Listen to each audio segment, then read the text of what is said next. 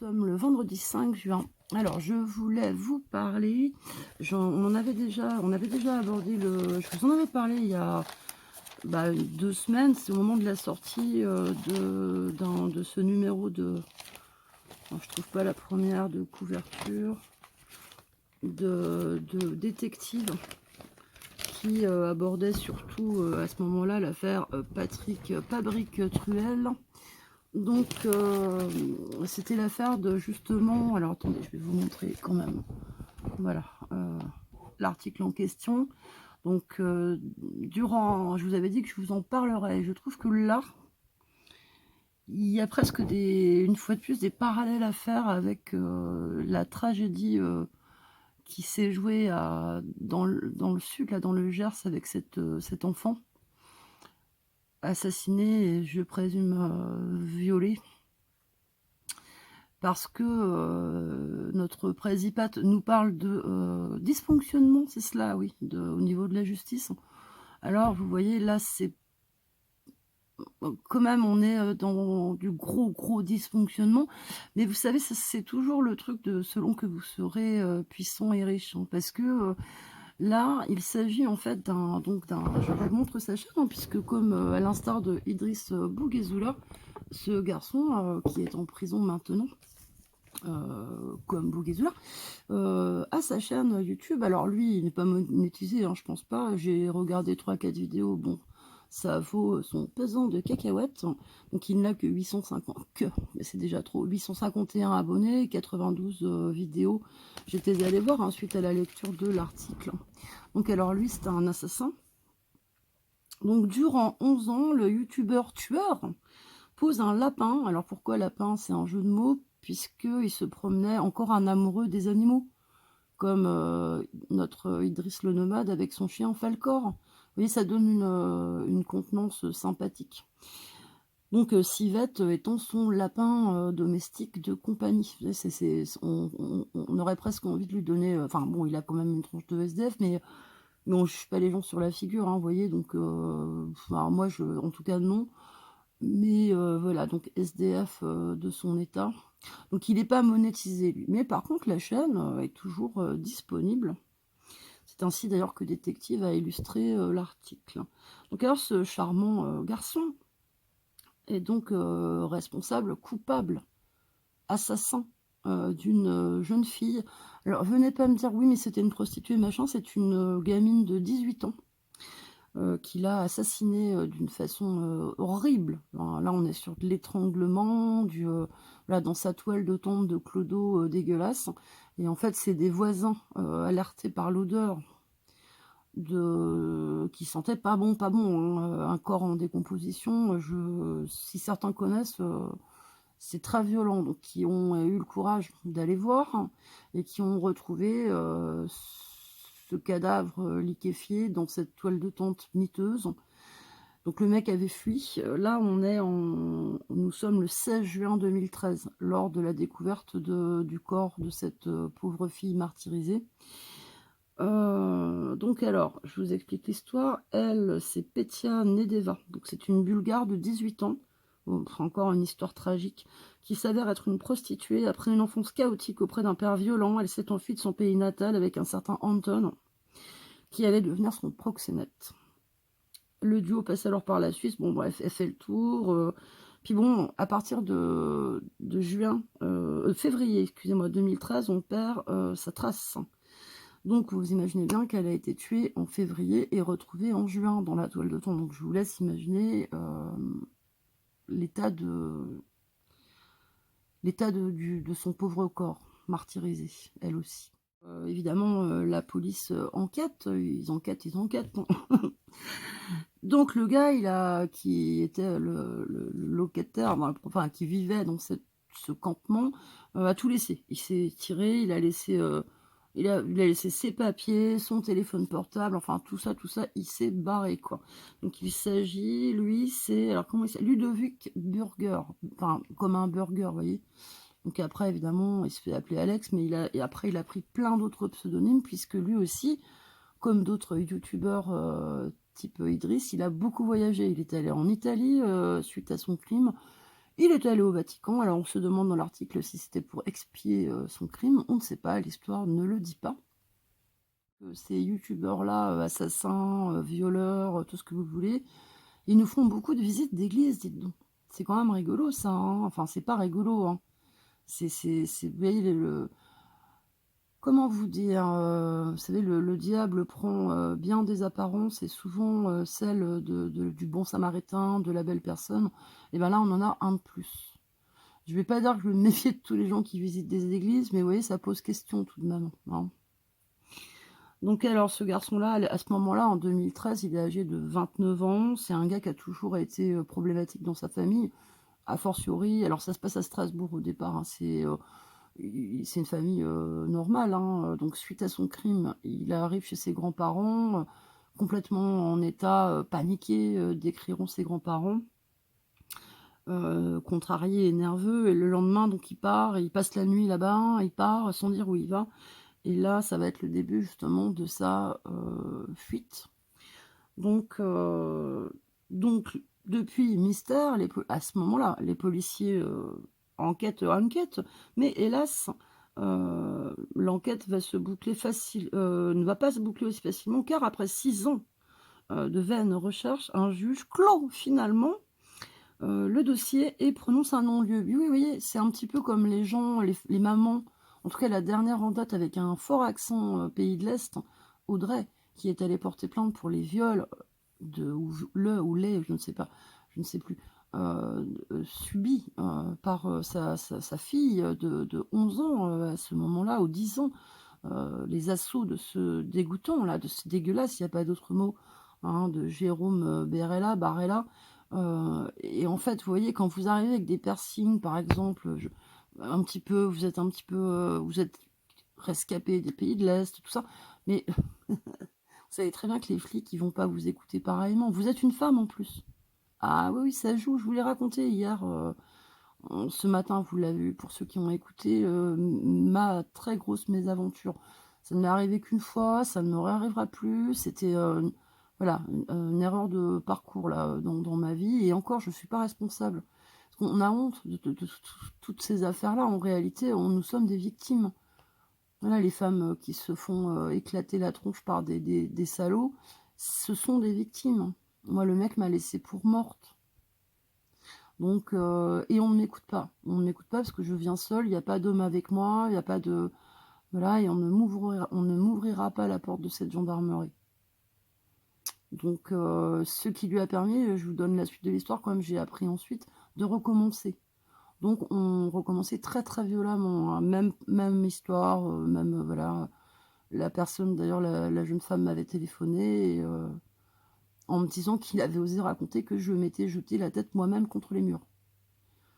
Oui, alors je lui ai dit: «Écoute cocotte, il vient de t'arriver la même chose, tu viens de te faire défoncer ta porte». En plus moi j'avais une maison individuelle, mais c'était plus discret on va dire, parce que c'est nous qui avons honte en plus, hein, de tout ça.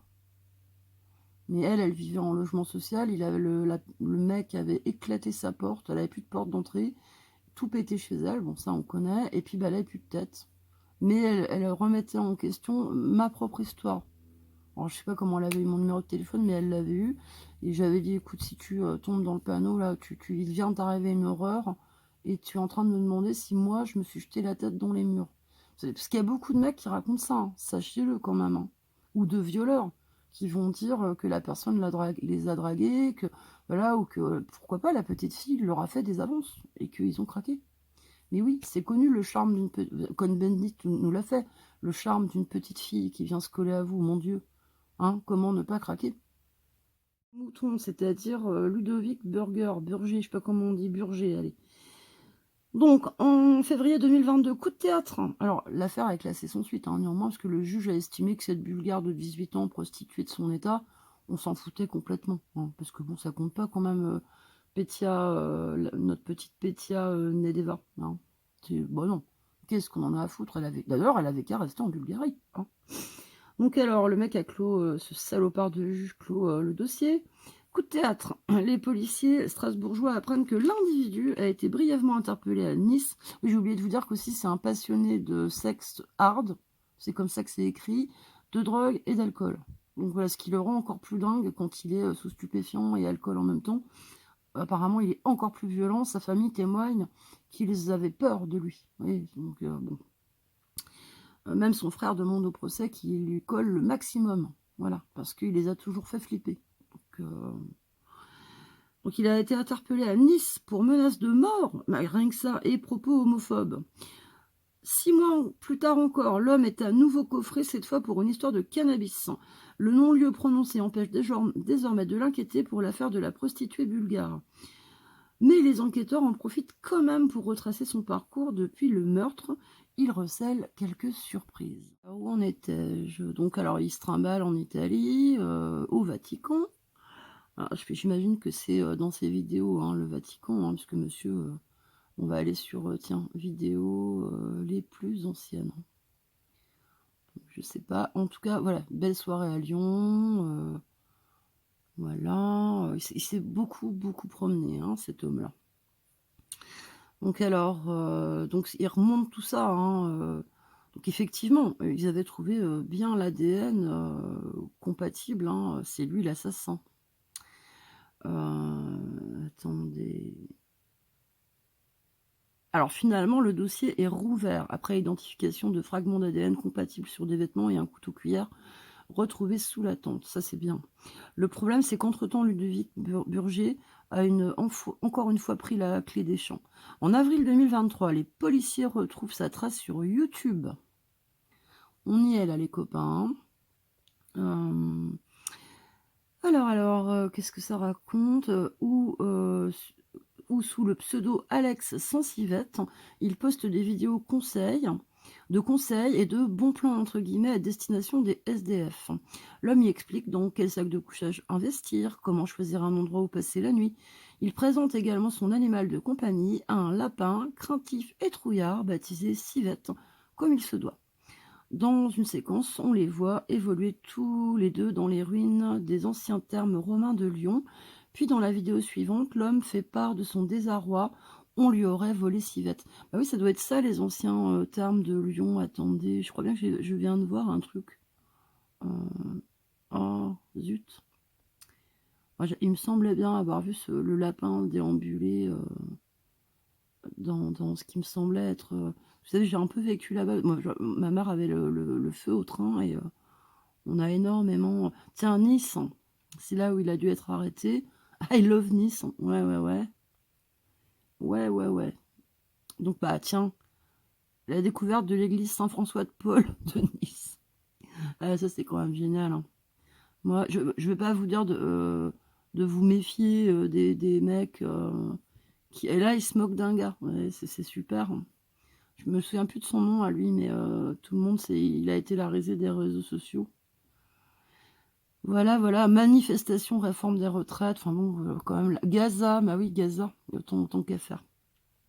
Donc alors, Ludovic Burger, il a peut-être bouffé Civette, hein, parce que bon, vu qu'il est quand même capable de tuer des femmes, hein, des jeunes filles. Hein. Ludovic Burger est finalement interpellé le 19 février 2024, presque 11 ans jour pour jour, après le meurtre de Petia Nedeva. Donc il a été placé en garde à vue, donc il reconnaît qu'il avait beaucoup bu, pris de l'ecstasy, voilà, qu'elle lui propose 150 € pour une soirée SM. Il l'a rencontré place de Haguenau, alors je prononce peut-être mal hein, pour les Strasbourgeois, désolé. Donc il l'emmène dans cette tente répugnante, là où il squatte. Et puis finalement, bah, il la tue, quoi, violemment, étranglement par câble, enfin bon, une horreur. Donc lundi 11 mai 2026, 13 ans ont passé depuis cette nuit sordide, alors que Ludovic Burger prend place dans le box des accusés de la cour d'assises du Bas-Rhin.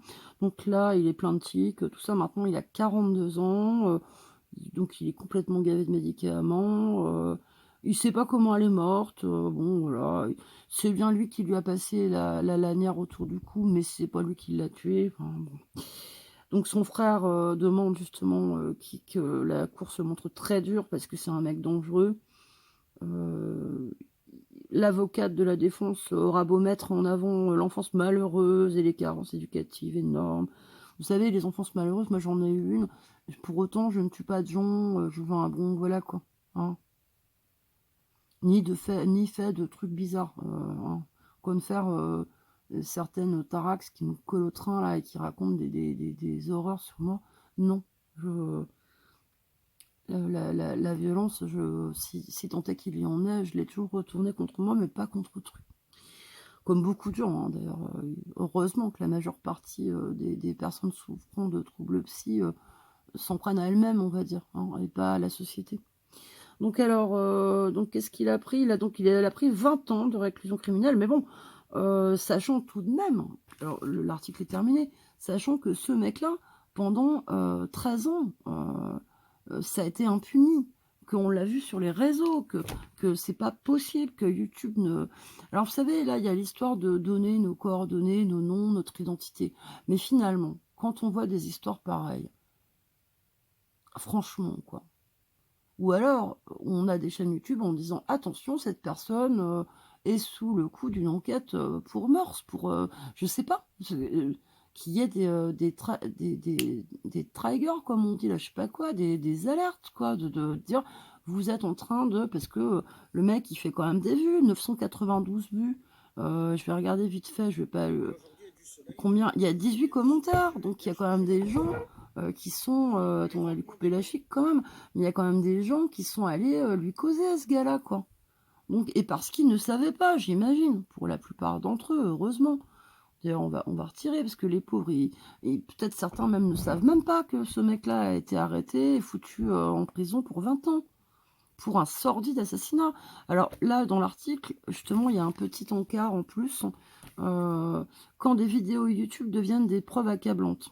Alors c'est là, ça me dit rien du tout cette histoire. Il s'appelait Sylvain Épinat, ce distributeur de journaux de 29 ans, légèrement handicapé mais très fragile. Oui, bah ça va pas, la phrase est nulle. Était tombé sous la coupe d'un couple de marginaux. Raphaël Rigna, Rignanez, excusez-moi, mais c'est un nom compliqué à prononcer, et Marjorie Brito, humilié, racketté, transformé en demi-esclave. Il avait enduré des sévices inimaginables. Mégots ingérés de force, parties génitales frottées sur des orties, coups de manche de pelle, dents arrachées à la pince, etc. On l'avait retrouvé dans un champ en état de putréfaction avancée.